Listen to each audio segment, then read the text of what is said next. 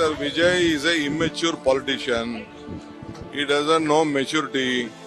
I think he might have that TMC with him, that's all. Indian National Congress is not with him. He might have TMC with him.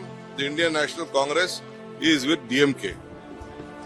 சும்மா அனுபவத்தை வச்சுக்கிட்டு கொள்ளை அடிக்கிறவங்களாலாம் இருக்கக்கூடாது. சும்மா அனுபவத்தை வச்சுக்கிட்டு சட்ட விரோதமா கல்குவாரியில ஈடுபடுறவங்களாலாம் இருக்கக்கூடாது. சும்மா அனுபவத்தை வச்சுக்கிட்டு கேள்வி கேட்கிற பிரஸ் ரிப்போர்ட்டர்ஸ தாறுமாறா தாக்குறவங்களாலாம் இருக்கக்கூடாது. ಡಿಕೆಶಿ ವರ್ಸಸ್ ವಿಜಯ್. ನಮಸ್ಕಾರ, ಕನ್ನಡ ಒನ್ ನ್ಯೂಸ್ಗೆ ಸ್ವಾಗತ. ನಾನು ನಿಷ್ಮಾ ಇರ್ಷಾದ್. ತಮಿಳುನಾಡಂದ್ರೆ ಅದು ಕೇವಲ ಸಿನಿಮಾಗಳ ನಾಡಲ್ಲ, ಅದೊಂದು ರಾಜಕೀಯ ಅಗ್ನಿಕುಂಡ. ಈ ಬಾರಿ ಇಲ್ಲಿನ ಕಣ ಎಂದೆಂದಿಗಿಂತಲೂ ಕೂಡ ಹೆಚ್ಚು ರಂಗೇರಿದೆ. ಯಾಕಂದ್ರೆ ಅಲ್ಲಿ ದಳಪತಿ ವಿಜಯ್ ಎಂಬ ಬ್ರ್ಯಾಂಡ್ ಈಗ ಕೇವಲ ಬೆಳ್ಳಿ ತೆರೆಗೆ ಸೀಮಿತ ಆಗಿಲ್ಲ. ತಮಿಳಿಗ ವೆಟ್ರಿ ಕಳಗಂ ಮೂಲಕ ಅಖಾಡಕ್ಕಿಳಿದಿರೋ ವಿಜಯ್ ಮೊದಲ ಬಾರಿಗೆ ತಮ್ಮ ವೈಯಕ್ತಿಕ ಜೀವನದ ಬಗ್ಗೆ ಹಬ್ಬಿರುವಂತಹ ವದಂತಿಗಳಿಗೆ ಬಹಿರಂಗವಾಗಿ ಉತ್ತರಿಸಿದ್ದಾರೆ. ಚುನಾವಣೆ ಹೊತ್ತಲ್ಲೇ ನನ್ನ ಡಿವೋರ್ಸ್ ಸುದ್ದಿ ಹಬ್ಬಿಸಿ ನನ್ನ ಘನತೆಗೆ ಧಕ್ಕೆ ತರೋದಕ್ಕೆ ಯತ್ನಿಸ್ತಾ ಇದ್ದಾರೆ ಅಂತ ವಿಜಯ್ ಗುಡುಗಿದ್ದಾರೆ. ಇದು ಈಗ ಡಿಎಂಕೆ ಮತ್ತು ಅಣ್ಣಾ ಡಿಎಂಕೆ ಪಾಳ್ಯದಲ್ಲಿ ದೊಡ್ಡ ಮಟ್ಟದ ಚರ್ಚೆಗೆ ನಾಂದಿ ಹಾಡಿದೆ. ನನ್ನ ಸುತ್ತಮುತ್ತಲಿರುವ ಶಕ್ತಿಗಳು ಹಲವು ವರ್ಷಗಳಿಂದ ಹೊಂಚು ಹಾಕ್ತಾ ಇದ್ವು. ಈಗ ಚುನಾವಣೆಗೆ ಕೆಲವೇ ದಿನಗಳು ಬಾಕಿ ಇರುವಾಗ ನನ್ನ ಹೆಸರನ್ನ ಕೆಡಿಸೋದಕ್ಕೆ ಸ್ಕೆಚ್ ಹಾಕಿವೆ ಅಂತ ವಿಜಯ್ ಆಕ್ರೋಶವನ್ನ ಹೊರಹಾಕಿದ್ದಾರೆ. ಪತ್ನಿ ಸಂಗೀತ ಅವರೊಂದಿಗಿನ ವೈಯಕ್ತಿಕ ವಿಚಾರಗಳನ್ನ ರಾಜಕೀಯಕ್ಕೆ ಎಳೆದು ತರ್ತಿರುವ ವಿರೋಧಿಗಳಿಗೆ ವಿಜಯ್ ಕೊಟ್ಟ ಉತ್ತರ ಮಾತ್ರ ಅಲ್ಟಿಮೇಟ್ ಆಗಿದೆ. ನನ್ನನ್ನ ಜನರಿಂದ ವಿಮುಖಗೊಳಿಸೋದಕ್ಕೆ ನಿಮ್ಮಪ್ಪನಿಂದ್ರೂ ಸಾಧ್ಯವಿಲ್ಲ ಅನ್ನೋ ಅವರ ಮಾತುಗಳು ಸಿನಿಮಾ ಡೈಲಾಗ್ಗಿಂತ 1000 ಪಟ್ಟು ಪವರ್ಫುಲ್ ಆಗಿ ಯುವ ಸಮುದಾಯದ ರಕ್ತ ಕುದಿಯುವಂತೆ ಮಾಡಿದೆ. ಇದು ಕೇವಲ ಮಾತಲ್ಲ, ದಳಪತಿಯ ರಣಕಹಳೆ. சும்மா அனுபவத்தை வச்சுக்கிட்டு கொள்ளை அடிக்கிறவங்களாலாம் இருக்கக்கூடாது.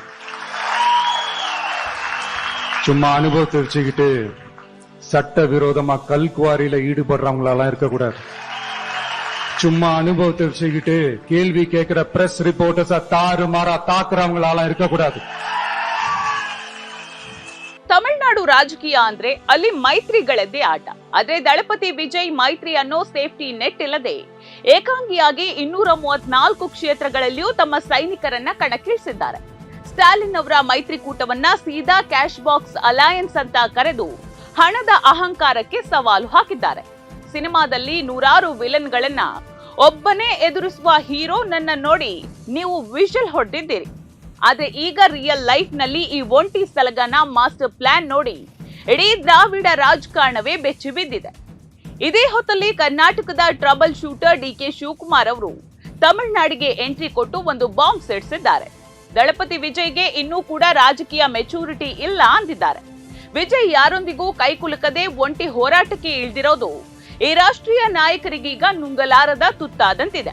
ಆದ್ರೆ ವಿಜಯ್ ಅಭಿಮಾನಿಗಳು ಕೇಳ್ತಿರೋದು ಒಂದೇ ಮಾತು, ನಮ್ಮ ದಳಪತಿಗೆ ಮೆಚೂರಿಟಿ ಇದೆಯೋ ಇಲ್ವೋ ಅನ್ನೋದನ್ನ ಡಿಕೆಶಿ ಅಲ್ಲ, ತಮಿಳುನಾಡಿನ ಜನ ಡಿಸೈಡ್ ಮಾಡ್ತಾರೆ ಅನ್ನೋ ತಿರುಗೇಟು ಈಗ ಸೋಷಿಯಲ್ ಮೀಡಿಯಾದಲ್ಲಿ ಸಖತ್ತಾಗಿ ವೈರಲ್ ಆಗ್ತಾ ಇದೆ.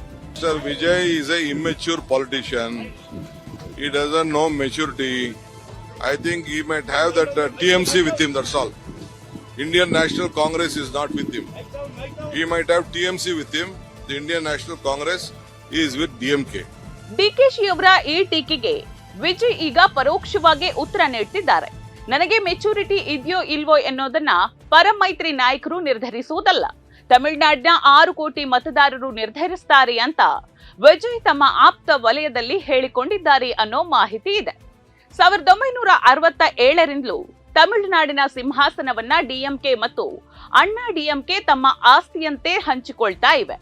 ಈ ದ್ರಾವಿಡ ಭದ್ರಕೋಟೆಯನ್ನ ಭೇದಿಸೋದು ಯಾರಿಗೂ ಕೂಡ ಸಾಧ್ಯವಿಲ್ಲ ಅನ್ನೋ ಭ್ರಮೆಯಲ್ಲಿದ್ದವರಿಗೆ ಈಗ ವಿಜಯ್ ಸುನಾಮಿಯ ಭೀತಿ ಶುರುವಾಗಿದೆ. ವಿಶೇಷವಾಗಿ 12.5 ಲಕ್ಷ ಹೊಸ ಯುವ ಮತದಾರರು ನಮಗೆ ಬದಲಾವಣೆ ಬೇಕು ಅಂತ ವಿಜಯ್ ಹಿಂದೆ ಸಾಲುಗಟ್ಟಿ ನಿಂತಿದ್ದಾರೆ. ಇದು ದ್ರಾವಿಡ ರಾಜಕಾರಣದ ಸುವರ್ಣ ಯುಗಕ್ಕೆ ಎಂಡ್ ಕಾರ್ಡ್ ಹಾಕಿ ಹೊಸ ದಳಪತಿ ಯುಗಕ್ಕೆ ನಾಂದಿ ಹಾಡುತ್ತಾ ಅನ್ನೋ ಕುತೂಹಲ ಈಗ ಕೆರಳಿದೆ. ಇನ್ನು ಪ್ರಣಾಳಿಕೆಗಳ ವಿಚಾರಕ್ಕೆ ಬಂದ್ರೆ ಅಲ್ಲಿ ಉಚಿತಗಳ ಸುನಾಮಿಯೇ ಎದ್ದಿದೆ. ಡಿಎಂಕೆ 8,000 ರೂಪಾಯಿ ಕೂಪನ್ ಅಂದ್ರೆ ಅಣ್ಣಾ ಡಿಎಂಕೆ ಫ್ರೀ ಫ್ರಿಡ್ಜ್ ಅನ್ನ ನೀಡ್ತಿದೆ. ಆದ್ರೆ ವಿಜಯ್ ಅವರ ಟಿವಿಕೆ ಮಹಿಳೆಯರಿಗೆ ಪ್ರತಿ ತಿಂಗಳು 2,500 ರೂಪಾಯಿಯನ್ನ ಕೊಡ್ತೀವಿ ಅಂತ ಮಸ್ಟ್ ಪ್ಲಾನ್ ಅನ್ನ ಮಾಡ್ಕೊಂಡಿದೆ. ಆದ್ರೆ ಅಸಲಿ ಗಮ್ಮತ್ತಿರೋದು ಅಲ್ಪಸಂಖ್ಯಾತ ಮತಗಳಲ್ಲಿ. ಎಷ್ಟು ದಿನ ಒಂದ್ ಕಡೆ ಬೀಳ್ತಿದ್ದ ಈ ಮತಗಳು ಈಗ ವಿಜಯ್ ಕಡೆ ವಾಲಿದ್ರೆ ತಮಿಳುನಾಡಿನ ಇತಿಹಾಸವೇ ಬದಲಾಗೋದು ಗ್ಯಾರಂಟಿ. ಸಿನಿಮಾ ಅಭಿಮಾನಿಗಳು ಬರೀ ಶಿಳ್ಳೆ ಹೊಡೆದು ಸುಮ್ಮನಾಗ್ತಾರಾ ಅಥವಾ ಬೂತ್ಗೆ ನುಗ್ಗಿ ಇತಿಹಾಸ ಬರೀತಾರಾ ಅನ್ನೋದೇ ಈಗಿರುವಂತಹ ಬಿಗ್ ಸಸ್ಪೆನ್ಸ್. ಏಪ್ರಿಲ್ 23ರಂದು 6 ಕೋಟಿ ಮತದಾರರು ಅಭ್ಯರ್ಥಿಗಳ ಹಣೆ ಬರಹವನ್ನ ನಿರ್ಧರಿಸಲಿದ್ದಾರೆ. ದಶಕಗಳ ಇತಿಹಾಸವಿರುವ ದ್ರಾವಿಡ ಪಕ್ಷಗಳ ಅಹಂಕಾರ ಮಣ್ಣಾಗತ್ತಾ ಅಥವಾ ಡಿಕೆಶಿ ಹೇಳಿದಂತೆ ಅನುಭವದ ಕೊರತೆಯಿಂದ ವಿಜಯ್ ಅವರ ಹೀರೋಯಿಸಂ ಮಂಕಾಗತ್ತಾ? ಈ ತ್ರಿಕೋನ ಸ್ಪರ್ಧೆಯ ಕ್ಲೈಮ್ಯಾಕ್ಸ್ ಹೇಗಿರುತ್ತೆ ಅನ್ನೋ ಸತ್ಯ ಮೇ 4ರ ಫಲಿತಾಂಶದಲ್ಲಿ ಬಯಲಾಗಲಿದೆ. ಅಲ್ಲಿಯವರೆಗೂ ದಳಪತಿ ವಿಜಯ್ ಅವರ ಈ ಆಕ್ರೋಶದ ಅಲೆ ಮತ್ತು ಒಂಟಿ ಹೋರಾಟ ಇಡೀ ದೇಶವನ್ನೇ ಸೀಟಿನ ತುದಿಯಲ್ಲಿ ಕೂರಿಸೋದು ಮಾತ್ರ ಗ್ಯಾರಂಟಿ. ನೋಡ್ತಾ ಇರಿ ಸಮ ಸಮಾಜಕ್ಕಾಗಿ ಕನ್ನಡ ಒನ್ ನ್ಯೂಸ್. ನಮಸ್ಕಾರ.